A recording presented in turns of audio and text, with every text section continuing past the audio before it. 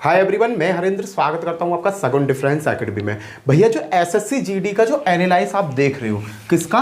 SSC GD का। जितने भी आप एनालाइज देख रहे हैं, एनालाइज में मैंने भी एनालाइज किया, मैंने भी एनालाइज करने मैंने दो तीन चीज वहां बहुत इंपॉर्टेंट देखी। नंबर एक चीज भाई देखो, बच्चों ने बताया कि जिस बंदे ने मॉक टेस्ट करे, मॉक टेस्ट और भैया एक चीज थी कि जब 80 क्वेश्चन आ रहे हैं फिर भी बच्चे उनमें से कोई 60 कर रहा है, कोई 55 कर रहा है।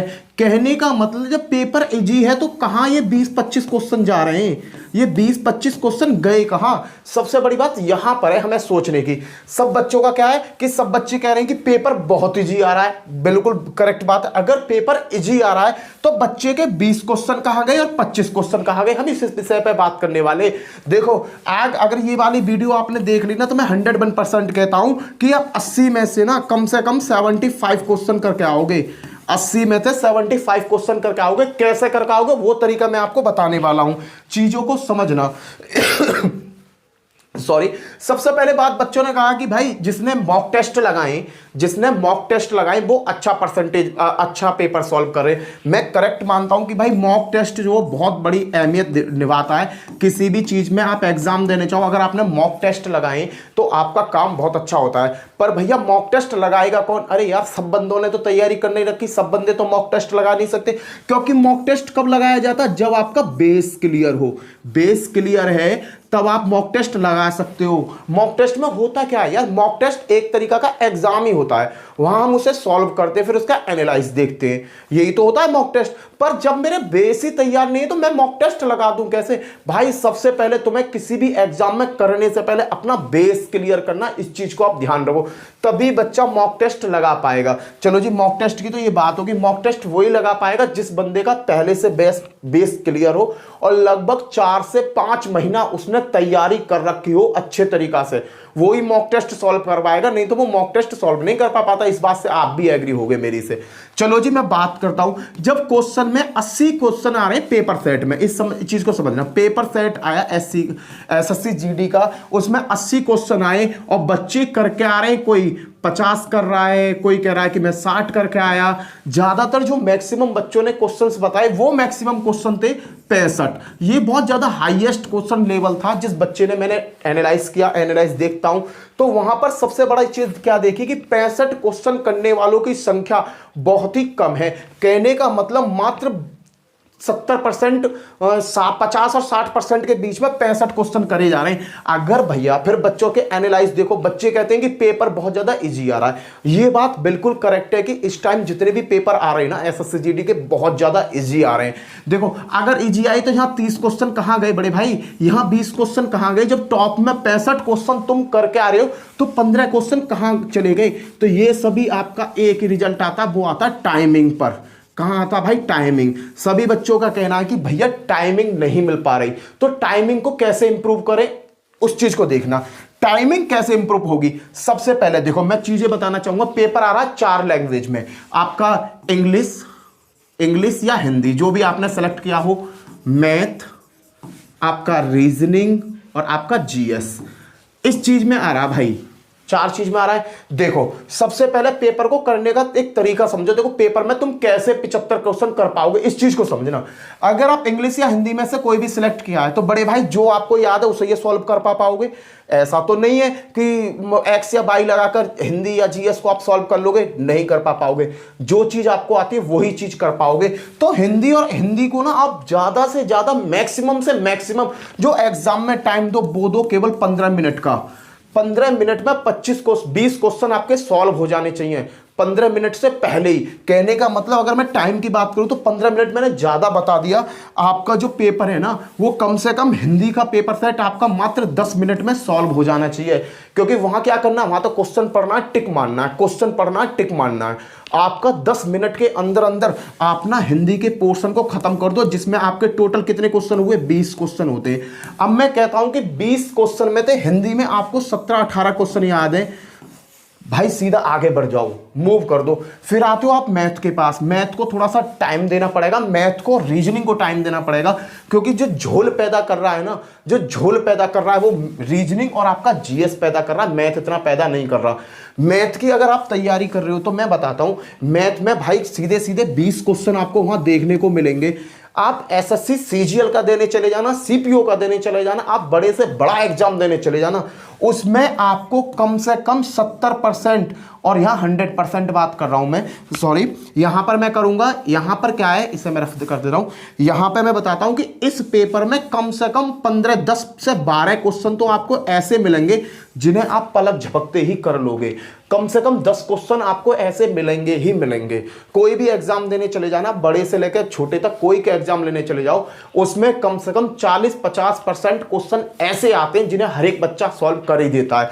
उसके बाद में जो कुछ क्वेश्चन बचते हैं, आपको यहां टाइम बर्बाद नहीं करना, क्योंकि एसएससी जीडी में जितने भी बच्चों का कहना है, देखो पेपर कहीं से भी आ रहा है, पेपर के भी लिमिटेड चैप्टर हैं, जैसे आपका कंपाउंड इंटरेस्ट, सिंपल इंटरेस्ट, और आपका परसेंटेज, टाइम एंड वर्क, चाल, समय, दूरी में, और ट्रेंड, उसी में लिंक कर लो, में से, ले से, बस ये 4-5 चैप्टरों से ज्यादातर क्वेश्चन उठाए जा रहे हैं, इससे ज्यादा क्वेश्चन नहीं आ रहे हैं। और जो आपका एडवांस मैथ है ना, वहां से भी ना के बराबर क्वेश्चन आ रहा है, एक आध क्वेश्चन ही देखने को मिल रहा है। कहने का मतलब 20 क्वेश्चन जो आ रहे हैं ना मैथ के, उनमें 50 ही आपको सादा सिंपल मैथ से ही मिल रहे हैं, साधारण गणित से ही मिल रहे हैं आपके 15 क्वेश्चन, और 15 क्वेश्चन के बाद में जो साधारण गणित से मिल रहे हैं उन्हें आप इजीली निकाल सकते हो, इतने हार्ड क्वेश्चन एग्जामिनर नहीं पूछ रहा है। तो कहने का मतलब, अगर आपने यहाँ पे 18 क्वेश्चन करे और मैथ में आपने 20 क्वेश्चन में, तो बड़े भाई कम से कम 20 क्वेश्चन में 17 क्वेश्चन आपने यहां हिला दिए। 17 क्वेश्चन करने के लिए आपको ज्यादा टाइम नहीं लगाना, मैक्सिमम खींच के आपको 15 से 20 मिनट यहां बर्बाद करनी है।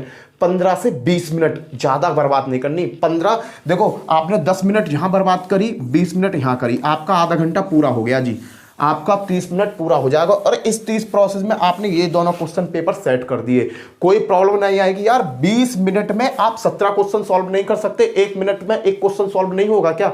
हो जाएगा बाबू। पता है क्यों? क्योंकि 10 क्वेश्चन तो आपके ऐसे आएंगे जो 1 मिनट भी नहीं लेंगे पूरी, यार 1 मिनट भी लेंगे। एक टाइम टेबल बनाओ एग्जाम को सॉल्व करने का। उसके बाद में रीजनिंग ले रही है भाई अच्छा खासा टाइम, एग्जाम में बच्चों का कहना है कि ये रीजनिंग जो है अच्छा खासा टाइम ले रही है, तो रीजनिंग के लिए कम से कम 20 मिनट का टाइम दो। रीजनिंग के लिए कम से कम 20 मिनट का टाइम दो, मैथ के लिए और रीजनिंग के लिए 20 मिनट का टाइम दो। 20 और 20 40 और 10 50, बचे 10 मिनट। 10 मिनट में आप जीएस को उधेड़ के फेंक दोगे, जीएस में जितने क्वेश्चन हो। क्योंकि रीजनिंग में मैंने क्यों कहा 20 मिनट का टाइम लो, यहां भी अगर रीजनिंग में तुम ज्यादा गुत्थबारी करोगे, कते गुत्थ पड़ोगे पेपर की गैल, कते गुत्थ पड़ोगे भाई। तो मैं यूं कह रहा हूं कम से कम 17 क्वेश्चन आप यहां भी सॉल्व कर दोगे। 17 क्वेश्चन आपके रीजनिंग के कहीं जा ही नहीं सकते, क्योंकि भाई 12-13 क्वेश्चन तो बड़े इजी आते हैं किसी भी सेट के। देख लो 40 से 50% जो एग्जामिनर पेपर सेट करता है वो करता है बहुत इजी। उसके बाद में जो परसेंटेज का रेशो बढ़ता है ना, वहां थोड़े टाइम टेकिंग क्वेश्चन हो जाते हैं। तो अगर तुमने 20 मिनट दिए, 20 मिनट में बाबू कम से कम 7-8 मिनट में तो तुम उन क्वेश्चन न कर दोगे जो पलक झपकते ही हो जाएंगे। बाद में बचेंगे 12-14 मिनट। 12-14 मिनट में तुम्हें वो क्वेश्चन पकड़ने जो क्वेश्चन बड़ी प्रॉब्लम जनरेट कर रहे हैं। बच्चों को कहना यही है कि भाई रीजनिंग में टाइम लग रहा है, रीजनिंग टाइम टेकिंग आ रही है भाई। फिर बचे आपके 10 मिनट। 10 मिनट में तो जीएस कर लो, आप आराम से जीएस कर लोगे। और जीएस भी कुछ ज्यादा इतनी हार्ड ना पूछी जा रही, मैं ज्यादातर लगाता हूं 15 क्वेश्चन। मैंने कहा कि 15 क्वेश्चन आप सॉल्व करोगे। अब तुम कैलकुलेट कर लो भाई, 8 और 7 दूनी 14, 14 और 5 19, 19 और 8 हो गए आपके 27, 27 का आ गया 7, 2 हासिल को। एक बार फिर जोड़ रहा हूं देखना, 8 और 7 15, 15 और 7 क्या हुए आपके 22, 22 और 5 क्या हो गए 27, 27 का 2, 27 का लिया 7, 2 हासिल को। ठीक है, 1 1 2 1 3 1 4 और 2 6। कितने क्वेश्चन सॉल्व हो गए? 67 क्वेश्चन सॉल्व हो गए। और मैं लिख के दे रहा हूं, अगर आपने 67 क्वेश्चन एसएससी जीडी में सॉल्व कर दिए, मैं तो 67 नहीं, मैं कहता हूं अगर आपने 65 क्वेश्चन बिल्कुल प्लस में कर दिए, एसएससी जीडी में अगर आपने 65 क्वेश्चन सही कर दिए, तो कोई रोका नहीं है जो तुम्हारे नंबर को काट दे। कोई रोका नहीं है। अगर 80 क्वेश्चन में से आपने 65 क्वेश्चन बिल्कुल करेक्ट करे ना, कोई रोका नहीं है जो तुम्हारे नंबर को रोक जाए। भाई आपका 101% नंबर आएगा जनरल का, जनरल का नंबर आ जाएगा। फिर तो भाई अगर जनरल 65 पे लग सकती है, 65 क्वेश्चन सही करने पर जनरल का जा सकता है, ओबीसी एससी एसटी तो भाई भागे हुए चले जाओगे तुम मेरे बड़े भाई। तो टाइम को वहां मैनेज करो। मैथ को कितना टाइम देना है, मैंने कहा हिंदी को मात्र 10 मिनट दो, जीएस को 10 मिनट दो। भाई ये तो वो चीजें जो तुम्हें याद है तो करोगे, नहीं तो पेपर को छोड़ दोगे तुम। क्लियर। उसके बाद कहा मैंने मैथ को 20 मिनट का टाइम दो और रीजनिंग को 20 मिनट का टाइम दो। इस तरीका से टाइम का शेड्यूल बना लो हर एग्जाम हॉल में। और हर पेपर के, तुम कोई ऑफलाइन पेपर नहीं कर रहे हो, ऑनलाइन पेपर चल रहे हो, बिल्कुल स्क्रीन पर वहां घड़ी टिक टिक टिक टिक टिक टिक टिक करके चलती रहती है। तो वहां पे नजर गड़ा के रखो कि मुझे कितना टाइम लगाना है क्वेश्चन करने में। ज्यादा टाइम बर्बाद मत करो, क्योंकि सबका यही कहना है क्वेश्चन तो बहुत ज्यादा इजी आ रहा है पेपर, फिर भी पेपर छूट रहा है। पेपर छूट क्यों रहा है? क्योंकि आपका सही टाइम टेबल सेट नहीं है। एग्जाम में सही टाइम टेबल सेट नहीं है, तो टाइम टेबल को सेट करो ना बड़े भाई। अगर टाइम टेबल आपने सेट कर लिया, अब कुछ बच्चे तो कह रहे होंगे ये तो बेवकूफ है, कोई हिंदी को 10 मिनट में कर सकता है। भाई क्यों नहीं कर सकता? 20 क्वेश्चन आएंगे, क्यों नहीं कर सकता भाई हिंदी में? हिंदी कोई मैथ है, XYZ लगाओगे, एक तरीका से क्वेश्चन ना आया फिर X लगा के देखो, लॉन्ग प्रोसीड्यूर, कुछ ऐसा तरीका है? याद है तो सही है, नहीं तो हरी झंडी लाइन सपा होता है ना हिंदी में, ऐसे ही जीएस में होता है बड़े भाई। इस बात को अपने माइंड में मत लो कि ये मास्टर वैसे ही बोले जा रहा है। मैं बोल नहीं रहा हूं, मैं बता रहा हूं। हिंदी और जीएस तो एक ऐसे टॉपिक है, अगर आपको आते हैं तभी इस प्रोसेस को छेड़ पाओगे, अन्यथा छेड़ोगे नहीं। यहां मैं मान सकता हूं भाई, यहां तुम टाइम ले सकते हो, क्योंकि भाई मैथ में क्वेश्चन अगर शॉर्ट ट्रिक से ना समझ में आया, लॉन्ग ट्रिक यूज करो, XYZ यूज करो, पर क्वेश्चन तुम्हें 17-18 सॉल्व करने पड़ेंगे, याद रखो। उसके बाद रीजनिंग में तुम्हें 17-18 क्वेश्चन सॉल्व करने पड़ेंगे, तब जाके 65 को पार करोगे। और एक बार अगर तुमने 80 में से 65 को पार कर लिया, उद्धार हो जाएगा। अब एक और बात बताता हूं तुम्हें, नेगेटिव मार्किंग को लेकर बात बताता हूं। नेगेटिव मार्किंग को लेकर भाई साहब एक बात मेरी अपने पल्ले बांध लो, जिंदगी में तुम्हारे काम आने वाली है, जिंदगी में तुम्हारे काम आने वाली है। जिस पेपर में नेगेटिव मार्किंग है, कुछ लोग कहते हैं कि 0.25 की नेगेटिव मार्किंग है। अरे भाई 4 सही करेगा, एक गलत कर दिया तो 0.25 से तो कट रहा है भाई। उस 0.25 की ही वैल्यू, ये वैल्यू पता कब पड़ती है? यस, वैल्यू की वैल्यू कब पता पड़ती है? इस पॉइंट की वैल्यू पता कब पड़ती है? जब मेरिट लगती है ना, 62.325 पे लग गई मेरिट, यहां पता पड़ती है कि 0.25 की औकात कितनी थी। पता पड़ती है ना, जब पता पड़ गया कि भाई मैं तो 0.10 से रह गया और ये 0.12 से रह गया, तब पता पड़ती है पॉइंट की वैल्यू क्या है। तो मैं सबसे केवल एक ही बात कहूंगा कि इस नेगेटिव मार्किंग से सावधान रहा करो। अगर तुम्हें लग रहा है कोई क्वेश्चन आया, उसके 4 ऑप्शन है, अगर तुम्हें लग रहा है कि भाई इसका ये भी सही हो सकता है, ये भी सही हो सकता है, संदेह पैदा हो गया, तो इस क्वेश्चन में भाई अगर तुम 101% श्योर हो कि इन दोनों में से ये वाला ठीक है, बिल्कुल करेक्ट ना, हाँ ये सही हो सकता है, तो टिक करो। और नहीं भैया संदेह है तो क्वेश्चन को छोड़ दो। मैं ऐसा क्यों कह रहा हूं नेगेटिव मार्किंग को लेकर?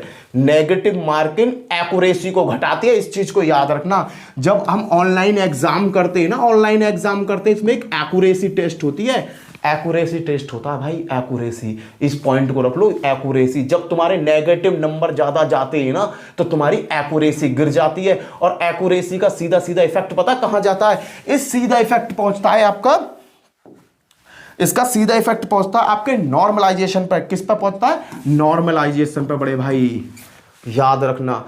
एक्यूरेसी नेगेटिव मार्किंग से तुमने हो सकता है टक मार के तुमने मार दिया, अरे कर दे यार, ऐसा मत करो। क्योंकि कहां प्रॉब्लम जनरेट हो जाएगी तुम्हारे लिए? नॉर्मलाइजेशन में प्रॉब्लम जनरेट हो जाएगी बड़े भाई। मैं ये कहना चाह रहा हूं, इस बात को समझो कि नॉर्मलाइजेशन में प्रॉब्लम हो जाएगी। अगर कल को नॉर्मलाइजेशन होने लगा तो तुम्हारी एक्यूरेसी कम है, और एक्यूरेसी पे नॉर्मलाइजेशन काम नहीं करता। तो मुझे केवल वही क्वेश्चन टच करने हैं, वही क्वेश्चन सॉल्व करने हैं जिन पे मुझे पूरा बिलीव है कि इसका आंसर यही होगा, समझे? तो नेगेटिव मार्किंग से भाई साहब हाथ जोड़कर दूर रहो। नेगेटिव क्वेश्चनों से, कहते हैं ना जिसकी नेगेटिव सोच हो उससे हमेशा दूर रहना चाहिए, हमेशा दूर रहो। क्लियर है भाई? एक और चीज मैं बताना चाहूंगा, कुछ बच्चे ना पेपर को देने से SSC GD में अगर नंबर नहीं, पहले तो मैं ये कहता हूं हे प्रभु जितने बच्चे पेपर दे रहे हैं उतनों का काम हो जाए। देखो ये तो बात है कि इतनों का काम होगा नहीं, फिर भी मैं दुआ करता हूं कि तुम अगर मेहनत कर रहे हो और वाकई में बढ़िया मेहनत चल रही है, हर चीज बढ़िया चल रही है, तो भगवान तुम्हें कामयाबी 101% दे।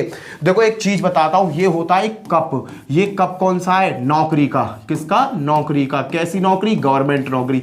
तुम हो यहां पर भाई, तुम हो यहां तक की दूरी यूं है, ठीक है, समझना मैं क्या समझाना चाह रहा हूं, पॉइंट को समझना बस।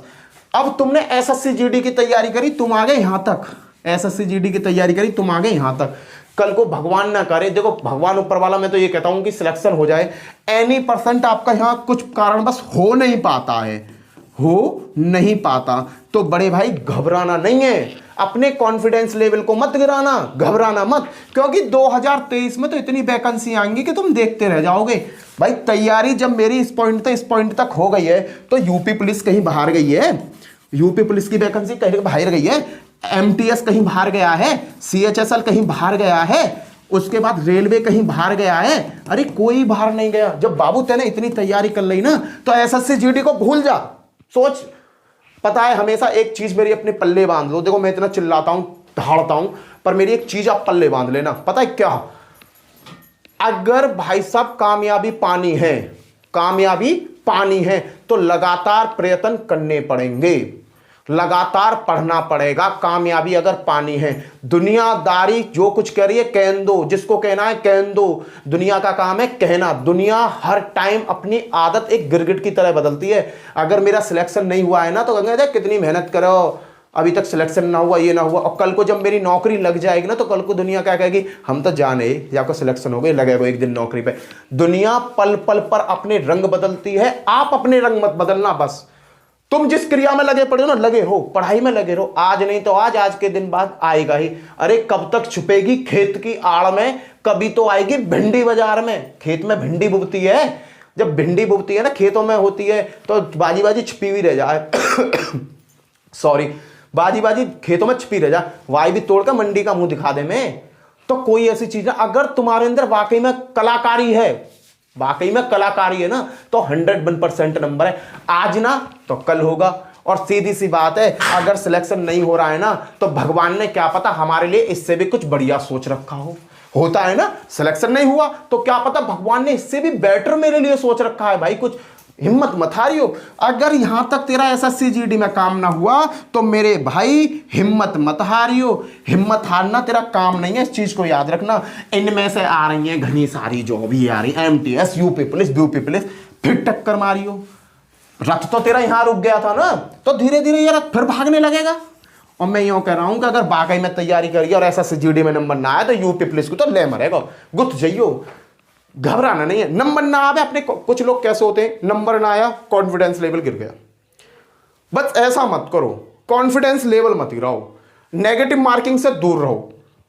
उल्टी नेगेटिव का मतलब गलत सोच है ना, उससे दूर रहो, पढ़ाई में लगातार लगे रहो। टाइम टेबल ऐसे सेट करो, एसएससी जीडी का मैं कहता हूं कैसे नहीं निकलेगा यार, 101% निकलेगा, इस बात की गारंटी है। बट आप इस तरीका का टाइम टेबल अगर लगाओगे और जितने जितने क्वेश्चन मैंने बताए उतने उतने क्वेश्चन करोगे। और भैया देखो, अगर पेपर तो नॉर्मल आ रहा है, इस बात को सब बंदे कह रहे हैं। हर मेरा भाई पेपर दे के आया, मेरा दोस्त पेपर दे के आया, उसने कहा कि हरेंद्र भाई वाकई में पेपर इजी आ रहा है। तो मैं औरों की बात का विश्वास नहीं करता, जो मेरे साथ के ना, मैं उनकी बात पर विश्वास करता हूं। फिर मैंने उनसे पूछा क्या रहा, तो उन्होंने कहा कि 65+ कर दिए क्वेश्चन। मैंने कि 15 क्वेश्चन कहां घुसा दिए, कहां घुसा दिए तुमने? तो कह रहे भैया टाइम नहीं मिला। मैंने कि टाइम सेट ना करा था, तो टाइम सेट ना कर पाया, हमें इतनी नॉलेज नहीं थी भाई। हम मैथ के 2-4 क्वेश्चनों में फंस गए और रीजनिंग के क्वेश्चनों में फंस गए, तो जीएस और हिंदी का काम बिगड़ गया। मैंने कहा यार तुमने सबसे बड़ी गलती करी, अबे जो आता है उसे करो, जो पहले तुम्हें लग रहा है ना, सीधी सी बात है, सीधे चलो, जो पहले मिलेगा उसे खा लो यार। ऐसा मत करो कि मैं तो रसगुल्ला ही खाऊंगा। एक राजा था, कहानी सुनाता हूं, एक राजा था, दरबज्जे पे एक गुलाब का फूल था, एक बगीचे में घूमने जाता है राजा, दरबज्जे पे एक गुलाब का फूल था। तो राजा ने कहा कि भाई फूल तो बड़ा प्यारा लग रहा है, इसे तो मुझे चाहिए। राजा ने सोचा यार गुलाब का इतना बड़ा बगीचा, क्या पता इससे भी बेटर फूल कहीं हो। तो वो उसकी तलाश में पूरे उसमें घूम आया, पर भाई साहब उसे वो फूल नहीं मिला, उस फूल की टक्कर का। जब राजा घूमकर उस दरवाजे के एंट्री पे आया जहां वो फूल था, जब उसने देखा तो जब तक तो फूल है कोई और उड़ा के ले गया। तो बाबू जो पल्ले पड़ रहा है, जो पहले मिल रहा है उसे खा लो, उसे कब्जा लो। ये मत सोचो कि यार ये अच्छा नहीं है, ये मैं कुछ और, ऐसे नहीं।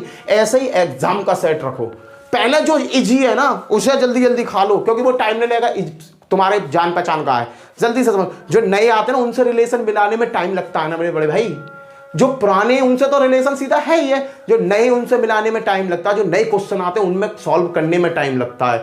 तो इजी इजी क्वेश्चनों को पहले उधेड़ दो, और जब बाद में देखो चल भाई इतने क्वेश्चन हो गए इजी है, हटा दूसरे साइड पर चल, वहां देखो वहां इजी हटा, जो हार्ड है उन्हें छोड़ दे चलो, जब पूरा सेट घुमा दो फिर एक बार फिर हरी झंडी लैंप घुमा दो। अरे भाई पहले कुछ साफ करो, अगली बार कुछ साफ करो, अगर फिर भी लगे हाँ अब एक आधा और हो सकता है, देखो टाइम बच रहा है, एक आध मिनट बच रही है, एक बार और पेपर को कर दो, देन सबमिट कर दो। 2 राउंड खेलोगे ना, 2 राउंड में पास हो जाओगे भाई। पर कहने का मतलब यही है, लाने पड़ेंगे 65 प्लस कूदोगे, जनरल में हो 65 प्लस क्वेश्चन अगर तुम्हारे करेक्ट हैं तो तुम्हें कोई एसएससी जीडी में रोकने वाला नहीं है, इस बात को याद रखना। क्लियर है भाई? इसी के साथ जय हिंद जय भारत, फिर मिलता हूं नई वीडियो में। आज से हम अब देखो भाई मैंने तुम्हें बता दिया, मेरा चैनल है, सब्सक्राइब कर लो, बेल आइकन बजा लो, दोस्तों में शेयर कर दो। यहां पर आज मैं नया चैप्टर स्टार्ट करने वाला हूं औसत का। यहां पे मैंने आपको बताया, यहां पे मैं आपकी कंप्लीट तैयारी कराता हूं यार, कंप्लीट तैयारी कराऊंगा।